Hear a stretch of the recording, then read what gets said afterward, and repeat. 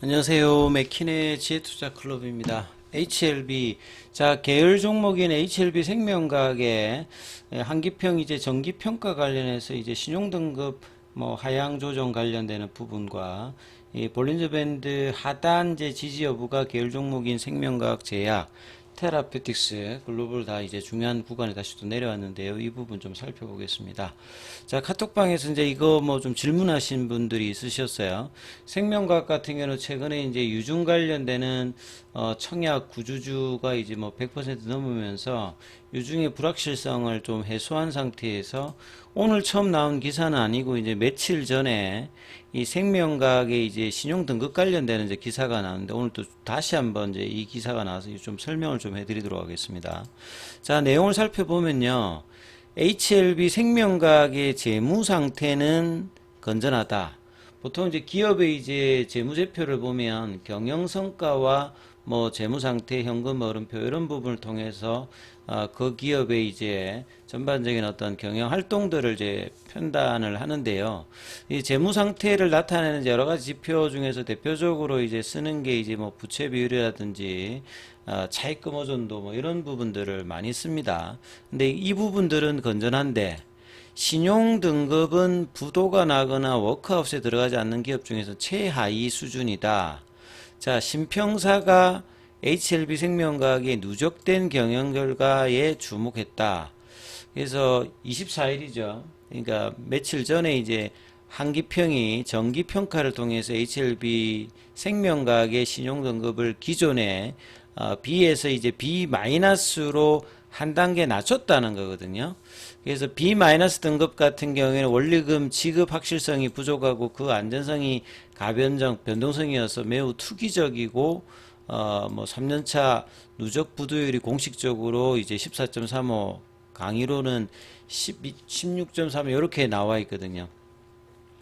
좀 참조로 이제 이 부분 좀 설명을 해드리면 이제 그 신용평가사들이 이제 하는 일들이 뭐냐면 우리 개인들도 이제 은행에 가서 이제 대출을 받으려고 하면 신용등급에 따라서 금리가 달라지잖아요. 기업들도 차입을 한다든지 특히나 이제 회사채를 발행하려고 하면 투자자가 이제 이 부분에 대해서 가장 중요하게 생각하는 거는 부채는 이제 그 만기에 이제 원리금을 받을 수 있느냐 이걸 이제 객관적으로 좀 평가를 그 기관들 개인이 이제 은행에서 이렇게 하듯이 기업들이 이제 채권을 발행할 때는 이런 이제 신용평가사에서 평가를 합니다. 그걸 이제 신용등급이라고 하고 보통 이제 우리 회사가 이제 회사채를 발행하기 위해서는 하나의 이제 신용평가사에서 하는 게 아니라 최소한 두 군데 이상에서 신용등급이 나와야지만 회사채를 발행할 수 있어요. 그래서 이제 이 부분을 확인하려면 생명과학 같은 경우는 이제 사업보고서에 들어가시면 이 회사채 미상한 잔액을 이제 그 분기보고서 보면 나오거든요. 그러면 이제 미상한 잔액에서 1년, 2년에게 이렇게 지금 그 잔액이 이렇게 나오잖아요. 그러면 회사채를 상환하지 않고 남아있는 부분이 있으니까 등급이 있다는 소리죠. 예, 보통 이제 제약바이오 관련되는 부분에서는 이제 제약사라든지 몇몇 회사들 빼고 나면 이런 어떤 등급 관련되는 부분을 못 받는 경우도 있고요. 왜냐하면 상한을 이제 하는 부분들을 하는 거니까 제약바이오 쪽은 이제 제조업하고 다르게 기본적으로 어떤 매출이라든지 수익성 이게 신약 개발을 중심으로 하는 회사들이다 보니까 조금 이제 떨어지는 게 대부분이다 이렇게 봐야 되겠죠. 이제 그런 관점에서 있는데 이제 생명과학 같은 경우에는 이렇게 회사채 발행한 어떤 내역이 있기 때문에 등급을 받았고, 등급을 받았다는 말은 이제 신용평가사에서 한기평하고 이제 나이스 신용, 거기 이제 두 군데에서 이제 등급을 받아서 받는데 이 정기평가는 이제 뭐냐면요.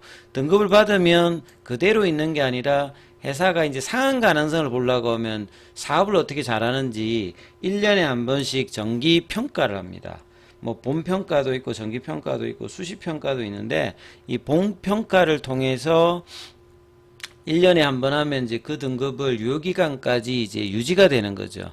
그리고 이제 새로운 어떤 실적들이 나오게 되면 그 등급도 또 상향이 되든지 하향이 됩니다. 보통 우리가 투자자 관점에서 보면 이제 뭐 이렇게 트리플 A 그 다음에 더블 A 있으면 트리플 B 등급 이하로는 잘 투자를 하지 마라. 그 밑단에는 조금 이제 부실하다. 상한 관련되는 어려움이 있다라고 하잖아요. 그러면 이제 기업 입장에서는 발행하는 입장에서는 이렇게 뭐 B를 받았다가 B 마이너스로 내려가니까 이제 신용 등급이 하향 조정이 됐다는 말은 투자자 입장에서는 좀 투자하기가 어려운 뭐 그런 것들을 이제 생각하는데 이제 생명각 같은 경우에는 그 업 자체가 이제 뭐 신약 관련되는 부분 HLB 계열 종목에 있으니까 그런 부분이 있고 이제 지금 진행하는 어떤 사업 부분에서 이제 수익성 관련되는 부분이 떨어져서 여러 이제 M&A를 통해서 재무 구조를 높이면서 그리고 결과적으로 보면 이제 리보세인과 캄네리주막 관련되는 부분이 상업화되게 되면 HLB 그룹주들은 리니어 이제 선형성으로 이제 그 기업 가치가 증가되는 게 아니라 퀀텀 점프를 할 수 있는 그 이제 이벤트를 앞두고 있기 때문에 승인 이전과 승인 이후에는 이제 이런 기업의 이제 자금 구조라든지 경영 성과가 이제 달라지기 때문에 이제 굉장히 중요한 어떤 구간에 있기 때문에 기존의 어떤 신용 등급에 관련되는 어떤 부분보다는 향후에 이제 이런 이벤트를 앞두고 있기 때문에 거기에 좀 더 봐야 되는 어떤 상황이죠. 그래서 좀 추가적인 내용을 본다라면 재무 상태를 본다면 부도 비율을 언급하는 거 적절해. 보통 재무 상태는 부채 비율과 차입금 의존도를 보거든요. 부채 비율은 이제 자본 총계에다가 이제 부채가 어떻게 되느냐. 그러면 이제 부채 비율이 45.4면 보통 우량 기업이 한 100% 이내니까 좋은 거죠. 그만큼 이제 뭐 최근에 유상증자도 하고 그다음에 이게 좀 더 늘어날 거 아니에요. 그다음에 차입금 의존도라고 하는 말은 이제 자본과 부채를 다 합한 게 이제 자산이잖아요. 그 밑에다 자산을 넣고 위에 이제 부채가 나가는 차입금을 넣는 겁니다. 예. 그러니까 자산은 자본하고 이제 부채를 다 합친 거고 거기에 이제 부채를 내는 차입금이 어떻게 되느냐 27.4니까 이것도 좋은 거죠. 그러니까 재무 상태는 굉장히 좋다라고 일단은 봐야 되고 최근 또 유상증자를 했기 때문에 순차입금은 이제 차입금에서 그러니까 돈이 나가는 거에서 회사가 가지고 있는 현금 관련되는 부분을 뺀 건데요. 근데 현금 유입이 이제 계속되기 때문에 순차입금도 지금 마이너스로 전환되었다는 말은 현금이 이제 필요한 돈보다 더 많은 상태니까 재무 상태는 지금 좋은 상태라고 봐야 되겠죠. 그래서 그 결과 아이러니한 상태가 나타났다. 이제 등급은 떨어졌는데 재무 상태는 이제 좋아지는 뭐 이렇게 지금 이해를 하시면 됩니다.